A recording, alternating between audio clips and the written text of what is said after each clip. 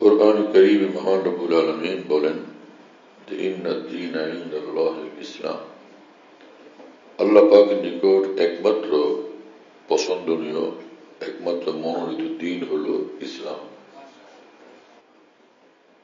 আরেক আয়াতে আল্লাহ পাক জাল্লা জালালুহু বলছেন ওয়ামান ইয়াবতাগি গায়রাল ইসলামি দীনান ফালান ইউকবালা মিনহু, যে ইসলাম ব্যতীত অন্য কোন দিন যদি কেউ গ্রহণ করে কোশ্চিনকালেও সেটা আল্লাহ পাকের নিকট গ্রহণযোগ্য হবে না। তো দিন কি জিনিস? দিন বলে ঈমান এবং যত আমলের সমষ্টিকে। দিন বলতে ঈমান, আকায়েদ এবং ইসলামের মধ্যে যত আমল আছে এই দুইটার সমষ্টিকে দিন বলে। তো আল্লাহ পাক জাল্লা জালালুহু বলেন যে ইসলামই আমার নিকট একমাত্র দিন। ইসলাম হচ্ছে এটা রাসূলুল্লাহ সাল্লাল্লাহু আলাইহি ওয়াসাল্লামকে আল্লাহ পাক যে দিন দান করেছেন তার নাম হলো ইসলাম। অন্যান্য নবী রাসূলদেরকে আল্লাহ পাক যে দিন দান করেছিলেন সেখানে একদম চূড়ান্তভাবে ইসলাম নামে সেটা পরিচিত ছিল না, এবং তাদেরকে ঈমানদার বলা হতো, আদম আলাইহিস সালামের অনুসারী বলা হতো, ইব্রাহিম আলাইহিস সালামের অনুসারী বলা হতো। আল্লামা শাব্বির আহমদ উসমানী রাহমাতুল্লাহি আলাইহি বলেন যে ইসলাম নামে এবং মুসলিম নামে অভিহিত করা বিশেষভাবে এটা মুহাম্মদুর রাসূলুল্লাহ সাল্লাল্লাহু আলাইহি ওয়াসাল্লামের যে দ্বীন এবং তার অনুসারীদেরকে আল্লাহ পাক এই নামে বিশেষভাবে অভিহিত করেছেন। মিল্লাত আবিকুম ইব্রাহিম হুয়া সাম্মাকুমুল মুসলিমিন। আল্লাহ পাক বলছেন তোমাদের কাজ হলো তোমাদের পিতা ইব্রাহিম আলাইহিস সালামের আদর্শ অনুসরণ করবে, তার মিল্লাতকে অনুসরণ করবে। তিনি তোমাদেরকে মুসলিম নামে অভিহিত করেছেন। হুয়া সাম্মাকুমুল মুসলিমিন। তো ইসলাম নাম বড় ভারী, অনেক ভারী, অনেক সুন্দর, অনেক ওজনদার। ইসলাম মানে পূর্ণাঙ্গ আনুগত্য। ইসলাম মানে আনুগত্য, আল ইনকিয়াদ। ইসলাম মানে হলো কায় মনোবাক্যে মহান আল্লাহর আনুগত্য অবলম্বন করা, সর্বহালতে জীবনের প্রতিটি বিষয়ে মহান আল্লাহর আনুগত্য, এটা হলো ইসলামের অর্থ। এজন্য যে সমস্ত নবী রাসূলগণ সব সময় চিন্তা করতেন যে ইসলাম আমার মধ্যে কতটুকু আসলো, মহান আল্লাহর আনুগত্য আমার মধ্যে কতটুকু আসলো। ইসলাম এই বড় ভারী জিনিস। যেখানেই থাকি সর্বহালতে আমি ইসলাম বলা থাকি, দিনে রাতে সব হালতে, সব কাজে, সব আচরণে আমি ইসলাম বলা। তখন এই মানুষ সেই মুসলিম যার মৃত্যু হলে সোজা জান্নাতে প্রবেশ করবে। হ্যাঁ, ওয়ালা তামুতুন্না ইল্লা ওয়া আনতুম মুসলিমুন। আল্লাহ পাক জাল্লা জালালুহু পবিত্র কোরআনে বলেন তোমরা মরবে একদম বিলকুল ইসলাম সাথে নিয়ে মরবে, ইসলাম সাথে নিয়ে মরবে। তো ইসলাম জিন্দেগিতে থাকে আর ইসলাম সাথে নিয়ে মরো, তাহলে তুমি একদম কামিয়াব। তো ইসলাম বলতে যত আমল আছে এটা সমষ্টির নাম। একটু ঈমান যেটা অন্তরের বিশ্বাস, আর যত আমল এই সবটাকে ইসলাম বলে। রোজা নামাজ, রোজা ইসলাম, নামাজ ইসলাম, হজ ইসলাম, যাকাত ইসলাম, কোরআন তেলাওয়াত ইসলাম, তারাবির নামাজ পড়া ইসলাম, তাহাজ্জুদ পড়া ইসলাম, এবং সে এশা ওয়াবিন পড়া এটা ইসলাম, উমরা করা ইসলাম, আল্লাহ পাকের নিকট কান্নাকারি করা এটাও ইসলাম। এসবগুলো ইসলাম।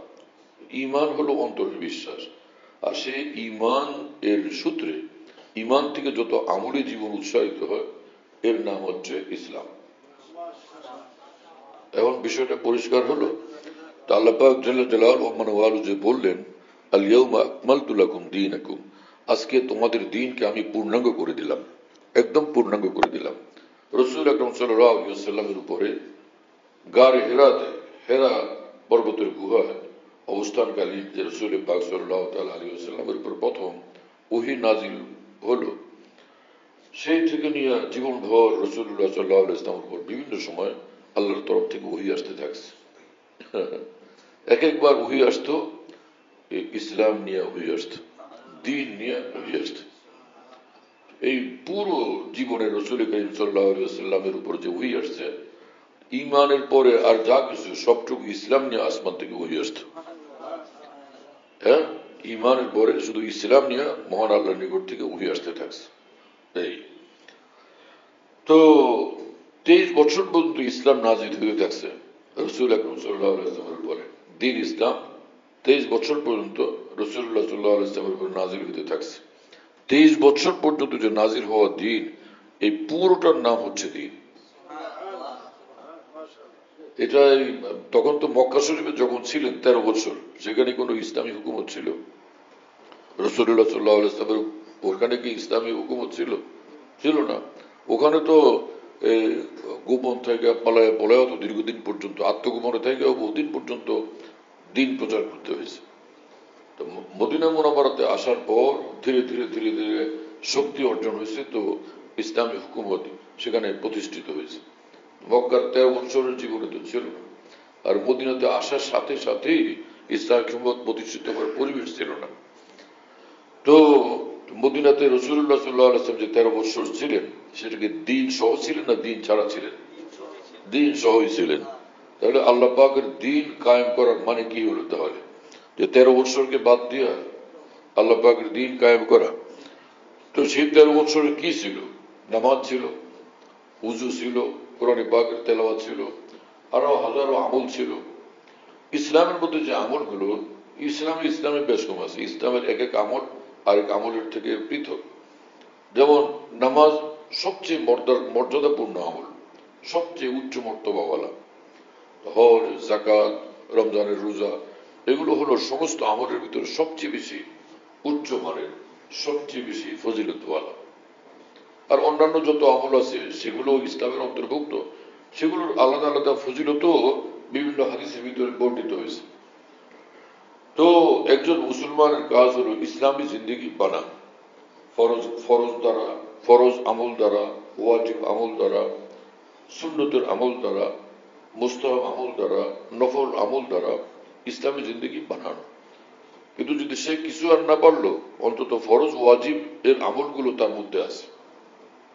আর গুনাহমুক্ত জিন্দেগি এটাও তার মধ্যে আছে, গুনাহমুক্ত থাকারই আমলও তার মধ্যে আছে, হালাল খাওয়ার আমল তার মধ্যে আছে, জুলুম থেকে, পরের হক নষ্ট করা থেকে বিরত থাকার আমল তার মধ্যে আছে। তো পূর্ণ ইসলাম তার মধ্যে আছে।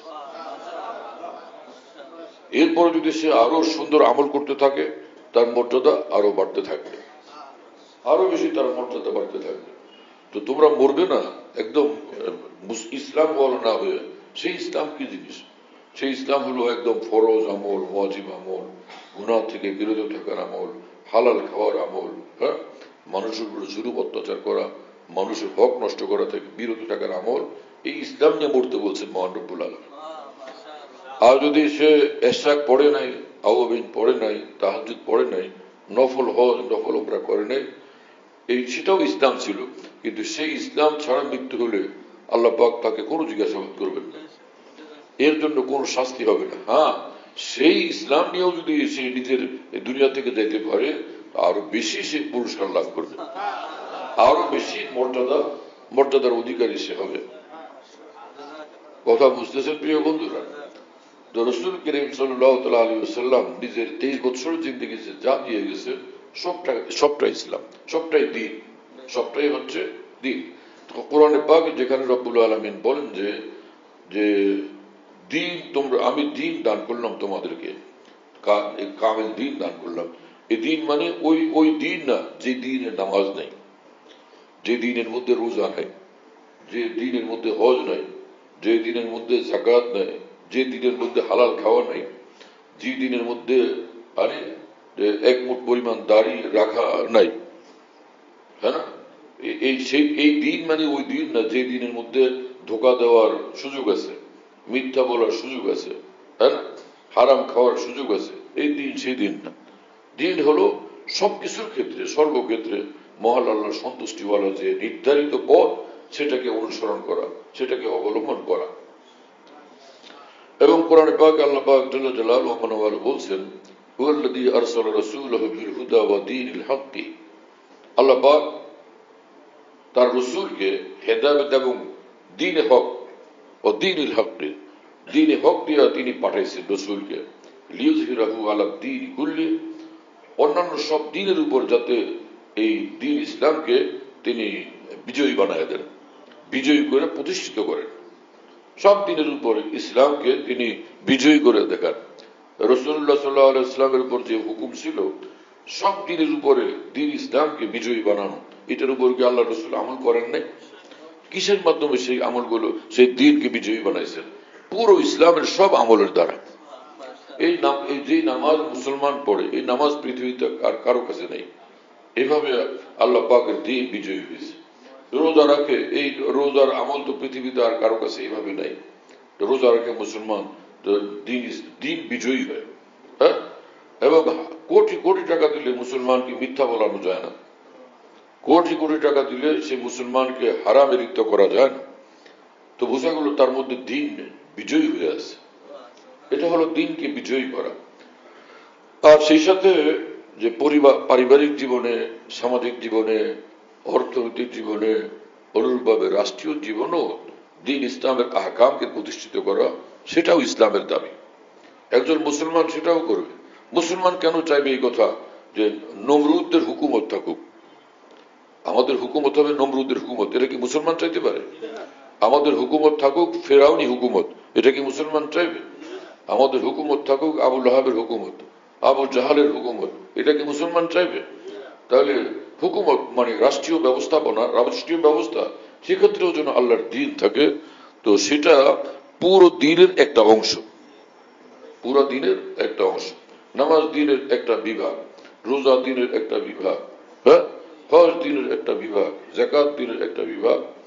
এরকম হালাল উপার্জন এবং হারাম থেকে বিরত থাকা, এটা দ্বীনের একটা বিভাগ এবং গুরুত্বপূর্ণ বিভাগ এটা, যেটাকে মুআমালাত বলে, তাই না? এরকম আখলাক চরিত্র সুন্দর করা, এটা দ্বীনের একটা বিভাগ। ছোটদের স্নেহ করা, বড়দেরকে সম্মান করা, এই সামাজিক জীবনের মৌলিক বিষয়। এবং কাউকে কষ্ট না দেওয়া, এটা আল্লাহর দ্বীনের একটা গুরুত্বপূর্ণ বিভাগ। তো এভাবে রাষ্ট্রীয় জীবনে আল্লাহ পাকের হুকুম প্রতিষ্ঠিত করা, রাষ্ট্রীয় ব্যবস্থা থেকে আল্লাহ পাকের দ্বীন মোতাবেক পরিচালনা করা, এটাও দ্বীনের একটা বিভাগ। তো একটা বিভাগকে পুরো দ্বীন তো বলা যাবে না।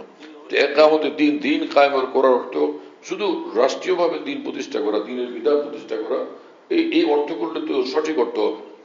পুরো দ্বীন হলো এই যা কিছু বললাম এই সবটা সমষ্টি। ঈমানের পরে যত কিছু আছে সবটা। রাসূল আকরাম সাল্লাল্লাহু আলাইহি ওয়াসাল্লাম এক হাদিস শরীফে বলছেন, যাকাতু আমাল ঈমান, 3 জিনিস যার মধ্যে থাকবে সে ঈমানের স্বাদ মজা সে পেয়ে যাবে। 3 জিনিস যার মধ্যে থাকবে কি? মান রাজিয়া বিল্লাহি রাব্বা, আমার রব আল্লাহ, এই কথার উপর সে খুশি। আমার রব আল্লাহ, আমার মাবুদ, আমার প্রতিপালক মহান আল্লাহ, এই কথার উপর সে খুব সন্তুষ্ট। অবিল ইসলাম দ্বীন, ইসলাম তার দ্বীন, এর উপর সে সন্তুষ্ট। দ্বীন হিসাবে ইসলামের উপর সে সন্তুষ্ট। অবি মুহাম্মদ সাল্লাল্লাহু আলাইহি ওয়াসাল্লাম রাসূলা, আর মুহাম্মদ সাল্লাল্লাহু আলাইহি ওয়াসাল্লাম তার রাসূল, এই কথার উপর সে সন্তুষ্ট, এই কথার উপর সে খুশি। এই 3 জিনিস যার মধ্যে থাকবে ঈমানের স্বাদ মজা সে পেয়ে যাবে। এখানে আল্লাহর প্রতি খুশি হওয়া, রাসূলুল্লাহ সাল্লাল্লাহু আলাইহি ওয়াসাল্লামের প্রতি খুশি হওয়া, এটাও কিন্তু দ্বীনের অংশ। কিন্তু সেটাকে আলাদাভাবে বলছেন রাসূলুল্লাহ সাল্লাল্লাহু আলাইহি ওয়াসাল্লাম এটার প্রতি বিশেষভাবে আকৃষ্ট করার জন্য। আল্লাহর প্রতি তুমি খুশি কিনা বলো। কারণ সবকিছু আছে, কিন্তু সে যে কোনো ধর্মের অনুষ্ঠানে যায়, ধর্মীয় কর্মকাণ্ডের মধ্যে শরীক হয়, ধর্মীয় উৎসবে শরীক হয়, তো বোঝা গেল সে আল্লাহ পাকের দ্বীনের উপরে পূর্ণাঙ্গভাবে প্রতিষ্ঠিত নাই। তো এই দ্বীনের উপর চলার জন্য মূল বিষয় হলো আল্লাহর সঙ্গে মহব্বত, আল্লাহর সঙ্গে মহব্বতের সম্পর্ক, রাসূলুল্লাহ সাল্লাল্লাহু আলাইহি ওয়াসাল্লামের সঙ্গে মহব্বতের সম্পর্ক, আল্লাহ রসুলের প্রতি শ্রদ্ধা, রাসূলুল্লাহ সাল্লাল্লাহু আলাইহি ওয়াসাল্লামের প্রতি শ্রদ্ধা, আল্লাহর প্রতি শ্রদ্ধা, এই যে বিষয়, এটা হলো বুনিয়াদ, এটা হলো মূল। আর আল্লাহ যা বলবেন সেটা দ্বীন, রাসূলুল্লাহ সাল্লাল্লাহু আলাইহি ওয়াসাল্লাম যা বলবেন সেটা দ্বীন। তো প্রথম তো আল্লাহর প্রতি তোমার গভীর সন্তুষ্টি, আল্লাহর প্রতি সন্তুষ্টি এবং মহব্বত, আর হচ্ছে রাসূলুল্লাহ সাল্লাল্লাহু আলাইহি ওয়াসাল্লামের প্রতি সন্তুষ্টি এবং আল্লাহ রসুলের প্রতি তোমার মহব্বত। এখন আল্লাহ রসুল যা বললেন সে দ্বীন ইসলাম, এটার উপর তুমি চলো, এটা নিয়ে তুমি খুশি। এই জিনিস যার মধ্যে পয়দা হবে, যাকাতু আমাল ঈমান, সে দুনিয়ার জীবনেই সে ইমানের স্বাদ পেয়ে যাবে, ইমানের মজা পেয়ে যাবে। যেখানে থাকবে সে সবসময় খুশি। সবাই খুশি ওই ঘুষ নিয়ে। এক একজনে খুশি হলো সিনেমা হলে ঢুকে, একজনে খুশি টেলিভিশন দেখে, কাবাডি খেলা দেখে, আর একজন খুশি দিনের উপর থেকে। আল্লাহ রসুলকে ভালোবাসার দ্বারা, আল্লাহর ভালোবাসার দ্বারা সে সবসময় খুশি। ওই লোক যখন সিনেমা হলে ঢুকে খুশি, খুব খুশি হয়, আর একজন সেখান থেকে বিরত থাকে, দিনের উপর কায়েম, সে খুশি। ওর সিনেমা হলের যত খুশি, ওর বাইরে থাকার দ্বারা তার চেয়ে কোটি কোটি গুণ তার খুশি নসিব হয়। सारा जहां खिलाफ परवाना चाहिए, मद्दे नजर तो मर्जी जाना चाहिए। अब इस नजर से जांच के तू करिए फैसला, क्या क्या तो करना चाहिए और क्या क्या ना चाहिए। কে কিসের দ্বারা খুশি? আমি মহান আল্লাহর, আল্লাহ পাকের দ্বীনের উপর খুশি, আল্লাহ পাকের সন্তুষ্টির উপর খুশি, রাসূলুল্লাহ সাল্লাল্লাহু আলাইহি ওয়াসাল্লামের সন্তুষ্টির উপর খুশি। এই হলো এক মুসলমানের জিন্দেগি। কি আযীম শান এক জিন্দেগি, কি মহিমাময় এক জিন্দেগি। সুবহানাল্লাহ তাআলা জ্ঞান।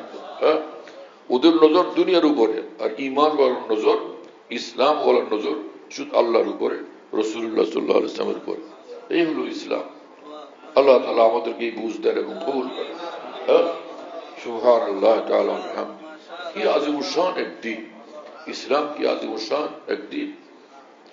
রাসূলুল্লাহ দ্বীনের মধ্যে সবচেয়ে বড় আমল নামাজ। এজন্য রাসূল পাক সাল্লাল্লাহু আলাইহি ওয়াসাল্লাম বলেছেন, আস-সালাতু ইমাদুদ্দীন, সমগ্র দ্বীনের খাম্বা সেটা হচ্ছে নামাজ। সমস্ত দিন, পুরো দিন যার উপরে কায়েম থাকে সেই জিনিস হলো নামাজ। পুরো দিন তোমার মধ্যে থাকবে যদি তার মধ্যে নামাজ থাকে। আস-সালাতু ইমাদুদ্দীন। কারণ সারা দুনিয়ার সব ভালো কাজ তার মধ্যে আছে, কিন্তু নামাজ নেই তো তার মধ্যে দিন নেই।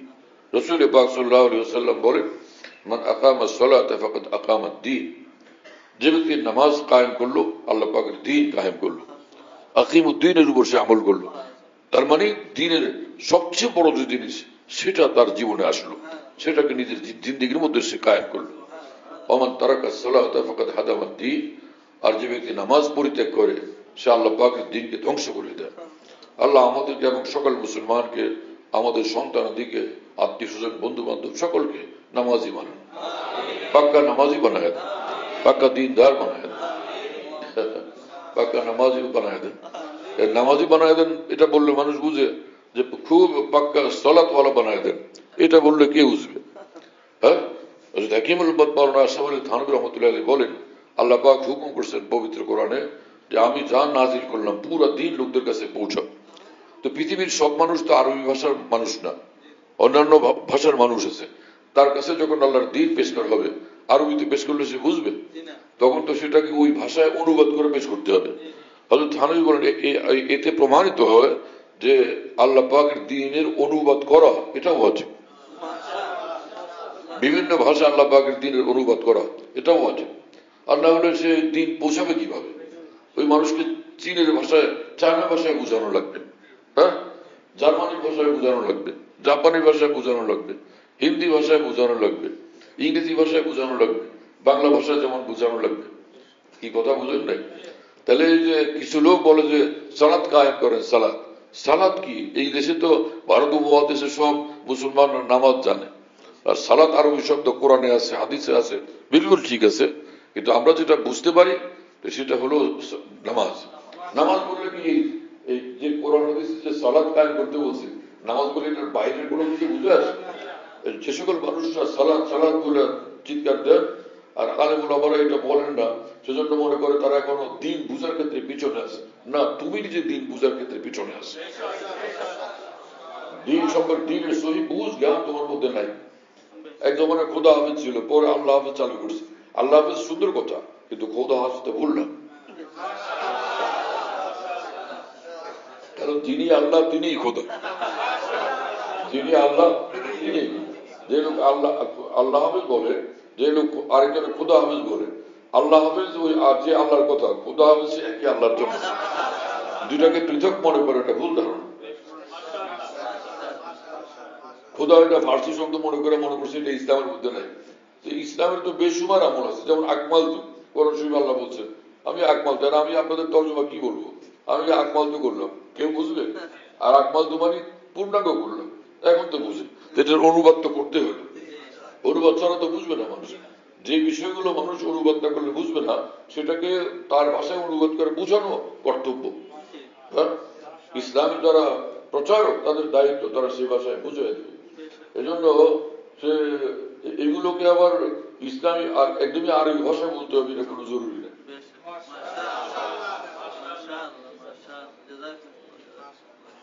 এগুলো সব এক ধরনের লোকের আবেগী কথা। এগুলো করতে পারার দ্বারা মনে করে ইসলামকে জয় করার ক্ষেত্রে তারা আগে গেছে। না, তুমি পিছনে পড়ে গেছো। আল্লাহ পাক দিন পৌঁছানোর ধারার মধ্যে তুমি ব্যাঘাত তৈরি করছো, প্রতিবন্ধকতা তৈরি করছো।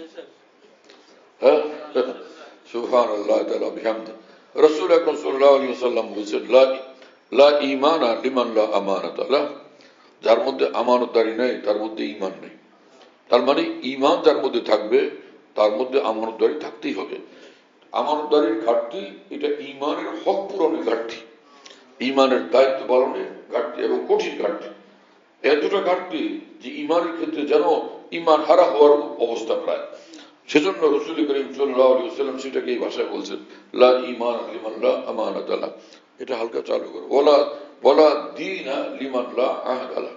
হ্যাঁ, এবং যার মধ্যে ওয়াদা অঙ্গীকার চুক্তি, ওয়াদা পূরণ অঙ্গীকার পূরণের এই আমল নেই, ওয়াদা ভঙ্গ করে চুক্তি ভঙ্গ করে, তার মধ্যে দিন নেই, তার মধ্যে দিন নেই। তো এক ওয়াদা তো মানুষের সঙ্গে, সেই ওয়াদা করার পর ওয়াদা ভঙ্গ করে, তো তার মধ্যে দিন নেই, মানে দিন থেকে বহুত দূরে সরে গেছে, এই অর্থ। তো বোঝা গেল ওয়াদা অঙ্গীকার পূরণ করে এটাও দিন, ওয়াদা অঙ্গীকার পূরণ করা সেটাও দিন, চুক্তি এটাকে অনুসরণ করা, চুক্তিকে মানা সেটাও দিন। চাই সেই চুক্তি কাফের মুশরিকের সঙ্গে হোক না কেন। সেই রাসূলুল্লাহ সাল্লাল্লাহু আলাইহি ওয়াসাল্লাম কখনো মুশরিক কাফের মুশরিকদের সঙ্গে চুক্তিতে আবদ্ধ হয়েছেন এবং সেই চুক্তি শতভাগ তিনি পালন করছেন। সেই চুক্তির ব্যতিক্রম নিজেও করেন নাই, সাহাবীদেরকেও সেই চুক্তির ব্যতিক্রম করতে দেন নাই। কারণ সেই ওয়াদা অঙ্গীকার এবং চুক্তি এটা পালন করা এবং পূরণ করা সেটাও দিন।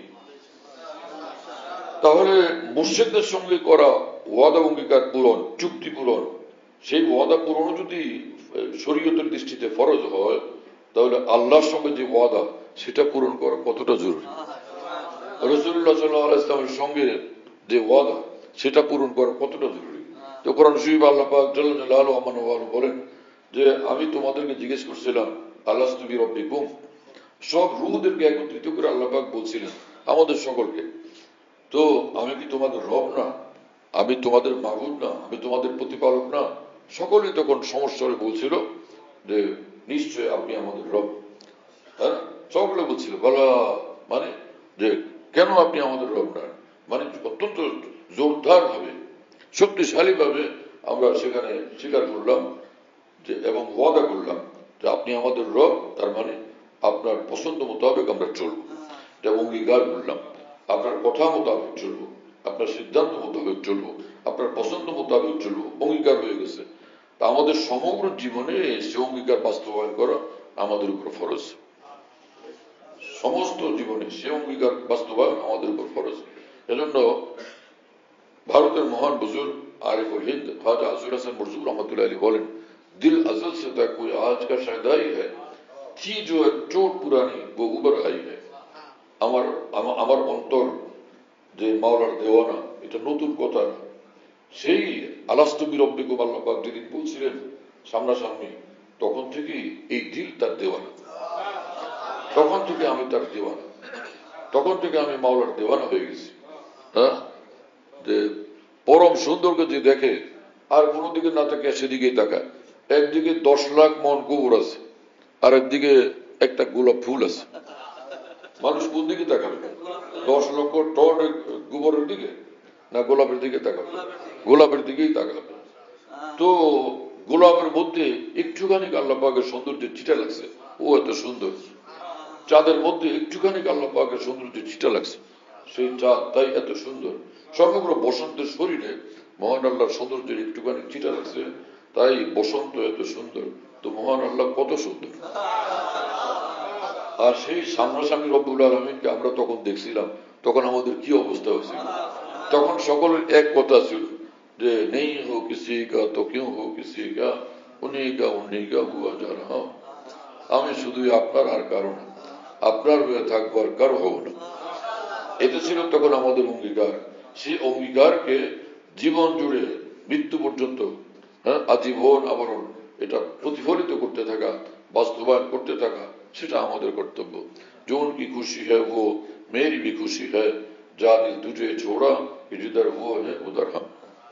আমার নিজের মনের কথা শুনবো না, যা কিছু যে বিষয়ে আল্লাহ খুশি, আমি আল্লাহ পাকের খুশির উপরে আমার সব খুশিকে উৎসর্গ করব। আমার খুশির উপর আমি চলবো না, আমি আল্লাহ পাকের খুশির উপর চলবো। আমার পছন্দের উপরে আমি চলবো না, আল্লাহ পাকের পছন্দের উপর আমি চলবো। রাসূল আকরাম সাল্লাল্লাহু আলাইহি ওয়াসাল্লাম সাহাবা একরাম রাদিয়াল্লাহু তাআলা আনহুকে দিন রাত এইভাবে তৈরি করছিলেন। একটা ঈমানওয়ালা তারা আল্লাহর খুশির উপর চলবে। তোমরা আল্লাহর খুশি, এর বাইরে চিন্তাও না করা, এক কদম না রাখা, একটা শব্দ উচ্চারণ না করা, আল্লাহ পাকের খুশির বাইরে আল্লাহর খুশি। আর আল্লাহ রসুলের ইতাআত, আল্লাহ রসুলের আনুগত্য, আল্লাহ রসুলের নির্দেশ এবং নির্দেশনা মানা, ফলো করা, এটা হবে তোমাদের জিন্দেগি, যাকে ইসলাম বলে এবং দ্বীন বলে। এই হলো তোমাদের জিন্দেগি। তো দ্বীন তো আল্লাহ রসুলের ফরমান, আল্লাহ রসুলের নির্দেশ, আল্লাহ রসুলের নির্দেশনা এবং আল্লাহ রসুলের বিধান মানা, কথা মানার নাম। কি কথা বুঝে আসছে প্রিয় বন্ধুরা? দ্বীন কায়েম করার এই অর্থ যে শুধু একামতে দ্বীন মানে শুধু রাষ্ট্রীয়ভাবে আল্লাহর দ্বীন কায়েম করা। এই যে আমাদের উপমহাদেশে কিছু লোক এই ভাষা চালু করছে, একামতে দ্বীন, একামতে দ্বীন। কিছু বড় বিষয়রাও ওদের দ্বারা প্রভাবিত হয়ে গেছে, যারা একামতে দ্বীনকে রাষ্ট্রীয়ভাবে দ্বীন প্রতিষ্ঠান নামে ব্যবহার করে। এখন ওই মানুষরা বলতে থাকে, হ্যাঁ একামতে দ্বীনের কাজ তো আমাদের হয়নি। হ্যাঁ, পাগল কোথায়! দিন রাত তোমরা যে লোকদের কাছে আল্লাহর দ্বীনের কথা বলো, সকলে হকের উপর চলেন, হ্যাঁ, অন্যায়কে পরিহার করেন, নামাজ পড়েন, আল্লাহকে ডাকেন, আল্লাহকে ভালোবাসেন, এগুলো সব একামতে দ্বীন। এই সবই কি একামতে দ্বীন। এবং কোরআনে কারীমে মহান রব্বুল আলামিন বলেন, আল্লাযীনা ইম্মাক্কান্নাহুম ফিল আরদি আকামুস সালাতা ওয়া আতামুজ যাকাতা। আল্লাহ তাআলা পবিত্র কোরআনে বলেন, ঈমানওয়ালাদের পরিচয় হলো যে তাদেরকে যদি এই জমিনে আমি হুকুমত দান করি, রাষ্ট্রীয় ক্ষমতা দান করি, তাহলে তারা নামাজ কায়েম করবে, যাকাত কায়েম করবে, ওয়া আতামুজ যাকাতা, যাকাত দিবে, আকামুস সালাতা ওয়া আতামুজ যাকাতা, নামাজ কায়েম করবে, যাকাত দিবে। মানুষের নামাজ কায়েম করা এবং যাকাতের আমলকে কায়েম করা, এটা তাদের কাজ হবে। হাকিমুল উম্মত মাওলানা আশরাফ আলী থানভী রাহমাতুল্লাহ আলাইহি বলেন যে তোমরা মনে করো যে ইসলামী হুকুমত বড় ব্যাপার, তা আল্লাহ পাক তো কোরআন শরীফে বলছেন ইসলামী হুকুমত কায়েম হলো, তোমাদের কাজ হবে নামাজ কায়েম করো। হ্যাঁ, তোমাদের জীবনে এবং সমগ্র সমাজের জীবনে নামাজ কায়েম করো, কারণ যাকাতের আমলকে চালু করো তোমার মধ্যে এবং সকল মানুষের মধ্যে। তো হুকুমতেরও উদ্দেশ্য হলো, হুকুমত প্রতিষ্ঠিত হল ইসলামী হুকুমত, চেয়ারের উপর পায়ের উপর পা তুলে বসে থাকা, এই কাজ। ওখানে কাজটা কি? ওখানে কাজটা হলো আল্লাহ পাকের দ্বীনের আমলগুলোকে জারি করা, আল্লাহ পাকের দ্বীনের আমলগুলোকে চালু করা এবং ইনসাফ প্রতিষ্ঠিত করা। আর না হলে সেখানে আর কাজ কি? আর না হলে সেখানে আর কাজ কি? আল্লাহ পাক আমাদেরকে বুঝ দেন।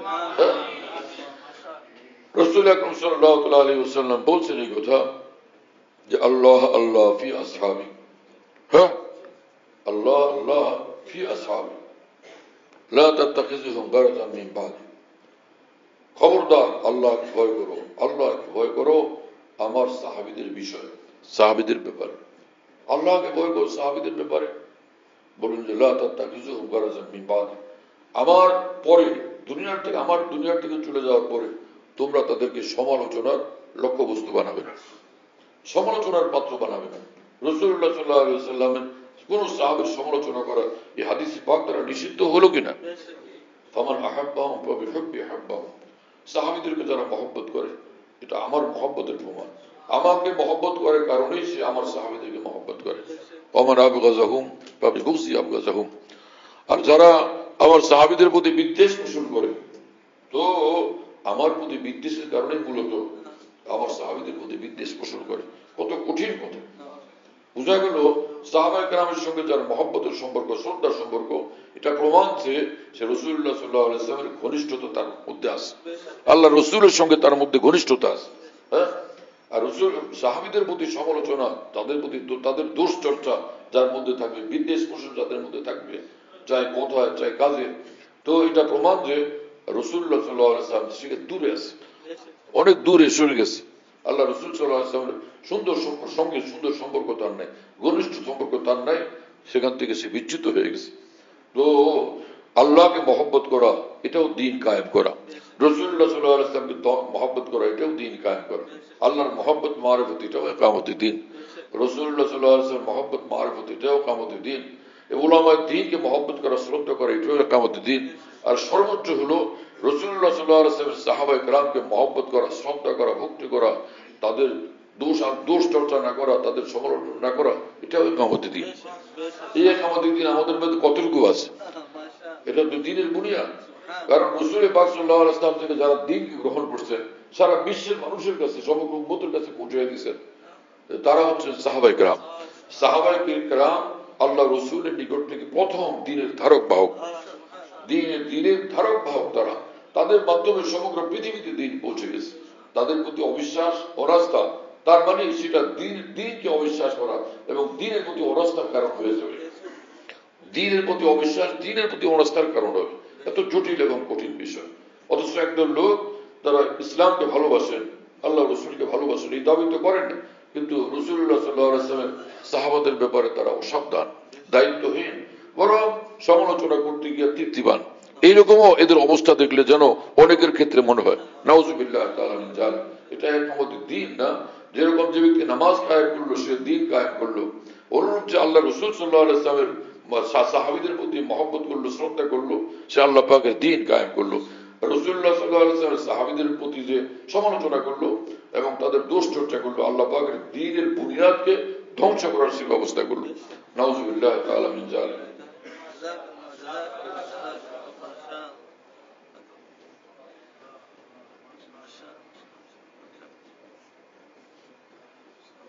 হ্যাঁ, আল্লাহ তাআলা আমাদের সকলকে আল্লাহর দ্বীনের মহব্বত দান করে, দ্বীন মোতাবেক আমলে জিন্দেগি দান করে। ইসলামকে বোঝা দরকার, দ্বীন ইসলাম কি জিনিস। লোকেরা নিজের খেয়াল মতো দ্বীন ইসলামকে বুঝে, আর এক একজন ইসলামের ভুল ব্যাখ্যা করছে, অপব্যাখ্যা করতে থাকছে। তো সব লোক, অসংখ্য লোকেরা, জেনারেল শিক্ষিত লাইনের লোকেরা বিশেষভাবে, অথবা তাদের দ্বীনি লাইনে পড়া সত্ত্বেও এলেম কালাম একদম কম, মাওলানা সাহেব বটে, এইরকম মাওলানা সাহেব যে কোনো তাফসির কিতাব পড়াইতে পারবে না, না তাফসির ইবনে কাসির, না তাফসির বাজাবি, হ্যাঁ না তাফসির মাজহারি, কোন আরবি তাফসির কিতাব বুঝবেও না, পড়াইতেও পারবে না। হাদিসের কোন আরবি কিতাব বুঝবেও না, পড়াইতেও পারবে না, কিন্তু সার্টিফিকেট আছে মাওলানা সাহেব। এইরকম কিছু লোক, এরা ওইসব চিন্তাবিদদের যারা ভুল ব্যাখ্যাকারী, তাদের বই পুস্তক পড়ে পড়ে আল্লাহ পাকের দ্বীনের ভুল ব্যাখ্যা করতে থাকে। আল্লাহ তাআলা এদের থেকে আমাদেরকে বাঁচান, সমস্ত মুসলমানদেরকে বাঁচান, এবং আল্লাহ পাক তাদেরকেও বাঁচান। কারণ আমাদের সকলকে ঈমান আর ইসলামের দৌলত নিয়ে দুনিয়া থেকে যাওয়া দরকার। আল্লাহ সেভাবে আমাদেরকে কবুল করেন। ওয়া আখিরু দাওয়ানা আলহামদুলিল্লাহি রাব্বিল আলামিন ওয়া সাল্লাল্লাহু আলা নবিয়্যিল কারীম।